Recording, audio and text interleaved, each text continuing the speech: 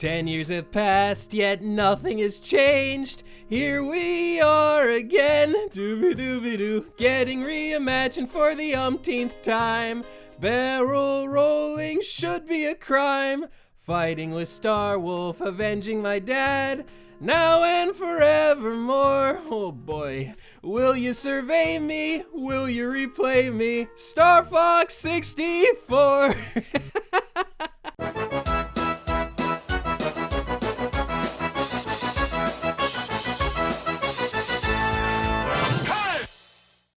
Well, I sure didn't expect to be talking about this. I was a bit apprehensive about covering the Star Fox news, as it's not what I typically do around these parts, and by the time the game comes out in June, this will be kinda dated. But every now and then, a cool time capsule video has its merits, and I felt urged to say something cause I do like a good Star Fox every now and then. So like most of you, I hadn't a clue this was coming when it dropped. I heard the rumors and all that, but I'm more of a believe it when I see it kinda guy, so I didn't put any stake into anything unofficial. So I'm just sitting there doing my usual Wednesday evening routine, was gonna get around to making some chocolate chip cookies, which came out pretty good by the way, and I checked Blue Sky for a quick moment and see this is Miyamoto post, only to find out it wasn't a joke, it was real. And a Star Fox Direct was happening just 2 minutes from my current time. So I'm freaking out, and my brother and I tune in all excited, and sitting through the Direct, we were honestly pretty speechless, and not in the best possible way. We had high hopes that were almost instantly dashed as things got underway. The big thing that had us feeling deflated was, say it with me now, it was yet another remake of Star Fox 64, which in turn was a remake/reimagining of the original Star Fox on SNES. 10 games in the series and half of them are nigh interchangeable, 60% being literally the same game.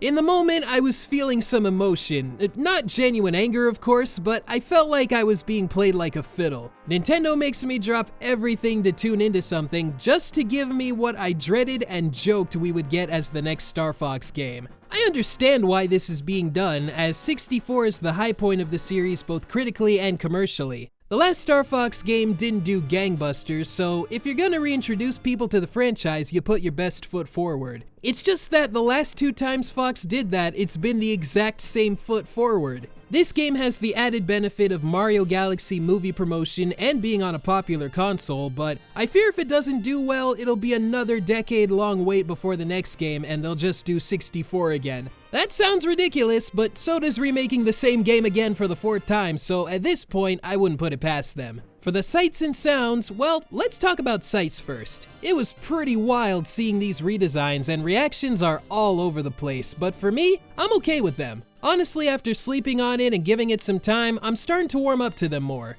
In a way, they remind me of what a lot of 7th generation era games would do with a series. Like it started out as something cartoony in the PS1, N64, PS2 era, took a break for a little bit, and then come the 360 and PS3, someone brought it back and made it look semi-realistic in a misguided reboot, complete with a back-to-basics name with no subtitle. It's kind of nostalgic in a sense, and not to say this is misguided, but that's just what it reminds me of. Seeing Pigma, my mind immediately thought of the most recent trailer for Beyond Good and Evil 2, wherever the heck that game is.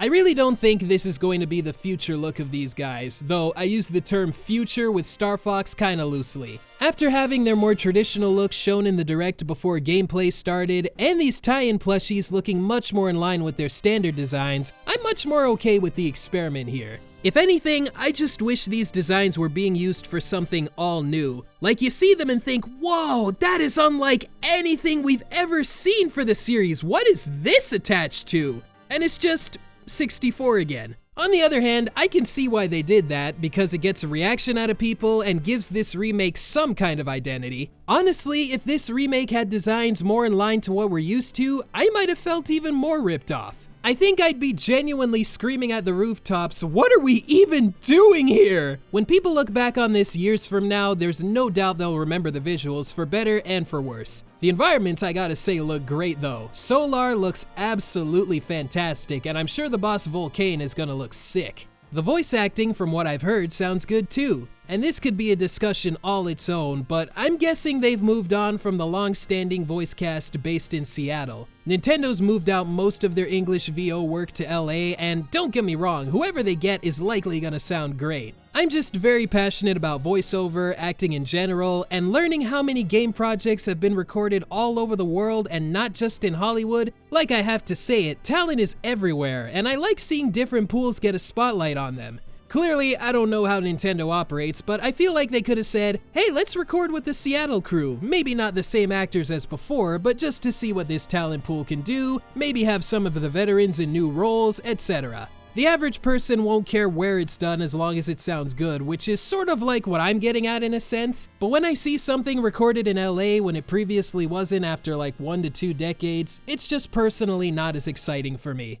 Now, is this something I want to play? Well, I'm not gonna rush out and buy it day one because gameplay-wise, at least from the main meat and potatoes, there's no surprises here from what I can see. I didn't get on the Star Fox 64 train until 2020, if you can believe it, but since then I've played it and the 3DS remake countless times to the point I feel like it's always been with me. If this game somehow falls into my lap as a gift or something, then I don't see why I shouldn't play it, I've got nothing to lose, but I'm totally okay if the day I play it is a ways off, cause I'm not missing too much. For those who haven't played the original, well, it's on NSO if you got it, but this could be a great way to experience it, especially with those added story bits, which admittedly do look pretty cool. But it's just kind of funny how something as wild and out there as forest creatures in space fighting intergalactic threats has someone at Nintendo thinking, what do we even do with a premise like that? I can't think of anything new. Like, they totally can, but at this point, I think they're just scared no one will bite. And almost no one bit the last time you tried remaking 64, so I say if you're gonna make something new, whether it succeeds or fails, just go all out. I guess it's easy to say when I don't have millions of dollars on the line, but I'm sure that hasn't stopped Nintendo before. I can't think of anything immediately, but I know they've done it in the past with something.